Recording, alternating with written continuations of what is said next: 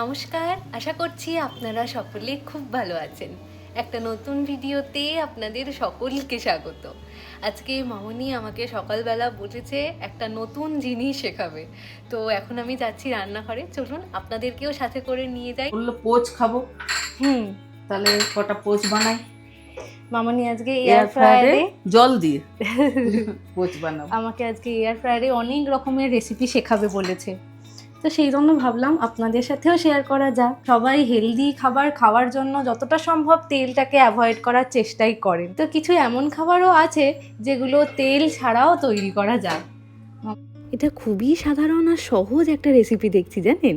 এবার এই বাটির জলের মধ্যে অল্প পরিমাণ নুন মিশিয়ে দিতে হবে, যতটা একটা পোচের জন্য দরকার পড়ে। ব্যাস, তারপর ডিমগুলোকে আস্তে আস্তে ভেঙে এই জলের মধ্যে দিয়ে দিতে হবে, যাতে ডিমটা না ঘেঁটে যায়। তারপর আর কি, এখানে কিন্তু এক ফোঁটাও তেল পড়বে না, পুরো পোচটাই হবে এই জলের মধ্যে। এখানে আমরা কাঁচের বাটি ব্যবহার করছি, আপনারা চাইলে স্টিল কিংবা মোটা অ্যালুমিনিয়ামের বাটিও ব্যবহার করতে পারেন। এটা কততে থাকবে?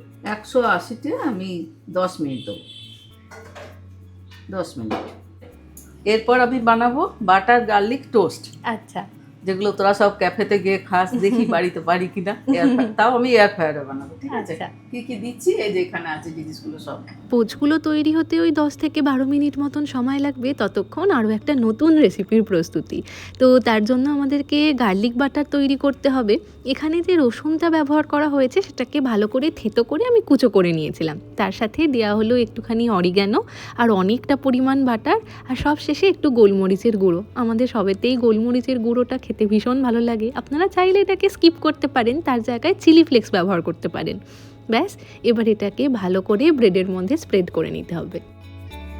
আমি আজকে অনেকগুলো ভালো ভালো রেসিপি শিখছি মামনি। তোরা কলকাতায় থাকিস, চটজলদি করেও খেতে পারবি। আর এইসব খেতে তো তোরা সব পছন্দ করিস। দেখি আমার এটা হয়ে গেছে মনে হচ্ছে। চলুন, আমাদের পোচও একেবারে তৈরি। তবে মামনি বলল এটা এখন যেহেতু গরম রয়েছে তাই ঠান্ডা হয়ে যাবার পর একেবারে বাটির থেকে বের করবে। ততক্ষণ আমাদের দ্বিতীয় রেসিপির ফিলিংটা তৈরি করা যাক। দেবো একটু পেঁয়াজ, খুব জিরি জিরি করে কেটেছি, ক্যাপসিকাম, গাজরটা একটু পুড়িয়ে নেওয়া হয়েছে, কারণ সিদ্ধ হতে চায় না তো। গাজরটা শক্ত থাকে তো।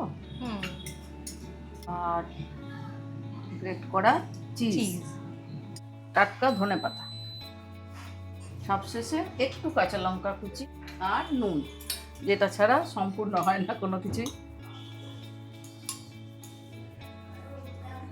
দেখেই মনে হচ্ছে দারুণ হবে। এবার আমি দেবো ব্রেডগুলো, ঠিক আছে।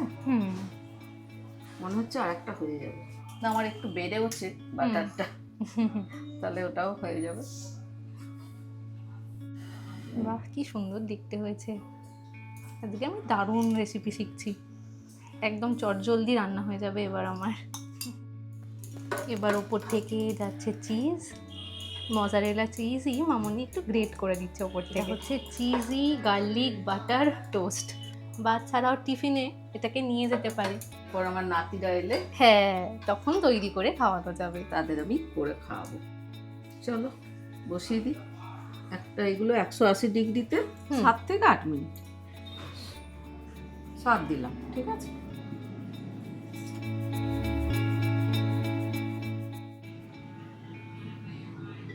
বাহ, সুন্দর হয়েছে একদম। যারা এরকম পোচ খেতে পছন্দ করেন তাদের জন্য অ্যাপ্রোপ্রিয়েট। এবার তৈরি করা হচ্ছে আমাদের আজকের দিনের তৃতীয় রেসিপি। এটা আমার কাছে সব থেকে বেশি আকর্ষণীয়, কারণ এটা দিয়ে তৈরি করা হবে ব্রেড পকোড়া। তার জন্য মামনি আলুগুলোকে আগের থেকেই সেদ্ধ করে রেখেছিল। পেঁয়াজ, একটু ধনেপাতা, একটু কাঁচা লঙ্কা, একটু আমার ঘরে বানানো ভাজা মশলা, 2-4টে বাদাম, একটু গোলমরিচ আর নুন হয়ে গেল। এবার আমি ব্যাটারটা করব। একটু মোটা করে বেসনটা গুলতে হবে। এই খাবারগুলো তৈরি করবার জন্য শুধুমাত্র যে এয়ার ফ্রায়ারের দরকার হয় তা কিন্তু নয়, জানেন। আপনাদের কাছে যদি মাইক্রোওয়েভ ওভেন থাকে কিংবা ওটিজি থাকে, তার মধ্যেও এই খাবারগুলো খুব ভালো হয়। খাবার সোডা বেকিং সোডা অল্প অল্প করে আমি বেসনটা গুলবো, খুব পাতলা এটা হবে না।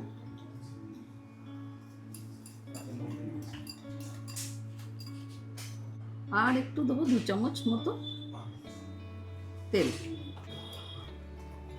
যে কোনো সাদা তেল দিতে পারেন, সর্ষের তেলও দেওয়া যায়, কোনো অসুবিধা নেই। আমার ব্যাটারও রেডি। এবার শুধু আমি ওইটা বার করে নিই, তারপর এগুলো করবো।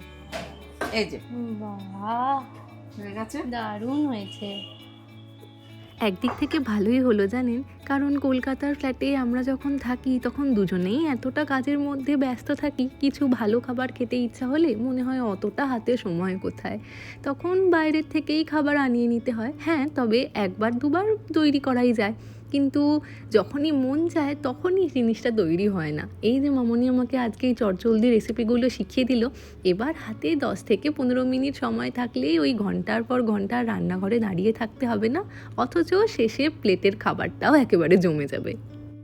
এই যে যেমন আমাদের এই ব্রেড পকোড়াটা তৈরি করতেই সময় লাগবে মাত্র 5 মিনিট আর 160 ডিগ্রি টেম্পারেচার, একেবারে কুড়মুড়ে যেরকম পাওয়া যায় সেই রকম। বাহ, কি সুন্দর চিজ পুল হচ্ছে। এই যে ব্রেড পকোড়া রেডি, তেল ছাড়া, সবাই খেতে পারবে। হ্যাঁ, সত্যি দেখুন, আমি একটু খেয়েও দেখলাম, যেরকম ব্রেড পকোড়াকে আমরা ডিপ ফ্রাই করলে যেরকম দেখতে হয় আর যেরকম খেতে হয়, এটাও কিন্তু এক্স্যাক্ট সেরকমই হয়েছে। এই পুরটা বেড়ে গেছে, এটা আমি দুটো ব্রেড রোল বানাবো। ও বাহ, এখানে ব্রেডও বেশি আছে। হ্যাঁ, ওই জন্যই। তুমি ইনস্ট্যান্ট তো ভেবেও হলো মামনি। দেখি না হয় কি না। হ্যাঁ, দেখাই যাক। জলে না ভেজালে হবে না, রোলটা করা যাবে না। এই যে পুর পড়ে গেল, এবার এটাকে ভালো করে কোট করে নিতে হবে। ব্যাস, এবার মামনি একটু এয়ার ফ্রায়ারের বাস্কেটটার মধ্যে ভালো করে তেল ব্রাশ করে নিচ্ছে। তো আপনারা এখানে সাদা তেল কিংবা ঘি অথবা বাটারেরও ব্যবহার করতে পারেন, আর ব্রেড রোলগুলোর গায়েও একটুখানি বাটার ব্রাশ করে নিতে পারেন, তাতেও বেশ ভালো হয়। এটার সময় লাগবে ওই 160 ডিগ্রি টেম্পারেচারে 6 থেকে 7 মিনিট মতন। আজকে আমরা এয়ার ফ্রায়ারে যে খাবারগুলো তৈরি করছি তার জন্য কোনো রকমের কোনো বাটার পেপার বা অ্যালুমিনিয়াম ফয়েলের ব্যবহার করছি না। যে বাস্কেটটা আছে তার মধ্যেই ডাইরেক্ট খাবারটাকে রেখে তৈরি করা হচ্ছে। তো এয়ার ফ্রায়ারের বাস্কেটে যে হোলগুলো থাকে ওগুলোর মধ্যে দিয়ে হিটের ফ্লো হয়, তো তাই যতটা সম্ভব ওগুলোকে খালি রাখলে খাবারগুলো তৈরি করতেও বেশ সুবিধা হয়। এখন আজকের দিনে সবথেকে শেষ রেসিপি মামনি তৈরি করছে, এটাও আমাদের প্রচণ্ড পছন্দের মশালা পিনাটস। চলুন, ওদিকে মশালা পিনাটস তৈরি করতে করতে এদিকে আমাদের ব্রেড রোলগুলোও একেবারে তৈরি হয়ে গিয়েছে। এটা যে পুরোপুরি তৈরি হয়ে গিয়েছে সেটা আপনারা এর বাইরের যে কোটটা রয়েছে সেটা একেবারে কুড়মুড়ে হয়ে যাবে, সেটা দেখেই বুঝতে পারবেন। শুধুমাত্র এই খাবারগুলোই নয় জানেন, বাড়িতে যখন ফুলকপির তরকারি কিংবা আলু পটলের তরকারি অথবা পোস্ত হয়, তখন মামনিকে দেখেছি তরকারিটা তৈরি করবার আগে ফুলকপিগুলোকে ভালো করে নুন মাখিয়ে অল্প পরিমাণ তেল মাখিয়ে নিয়ে এই এয়ার ফ্রায়ারের মধ্যেই ভেজে নেয়, তাতে তেলটাও কম ব্যবহার করা হলো আর খাবারটাও হলো সুস্বাদু। চলুন, এদিকে 4 রকমের খাবার তৈরি হয়ে গিয়েছে, আর মশালা পিনাটসটা হতে একটু সময় লাগবে, ওটা 180 ডিগ্রি টেম্পারেচারে 15 মিনিটের জন্য রাখা হলো। বাহ, সুন্দর হয়েছে, ভালো হয়েছে। আমাদের আজকে সব থেকে শেষ রেসিপি মশলা বাদামও একেবারে তৈরি। একটা একটা করে খাবার তৈরি হচ্ছে আর সারা রান্নাঘরটা যেন সুন্দর গন্ধে ভরে যাচ্ছে। আজকে যে রেসিপিগুলো তৈরি করা হলো তার মধ্যে থেকে আপনাদের কোনটা পছন্দ হলো আমাকে অবশ্যই জানাবেন। চলুন তাহলে আজকের ভিডিওটা এখানেই শেষ করছি। আজ তাহলে আসি, আবার আসবো নতুন একটা ভিডিও নিয়ে। ততক্ষণ সকলে সুস্থ থাকবেন, সচেতন থাকবেন আর সকলের খেয়াল রাখবেন। ভালো লাগলে ভিডিওটাকে একটা লাইক করে চ্যানেলটাকে সাবস্ক্রাইব করতে পারেন।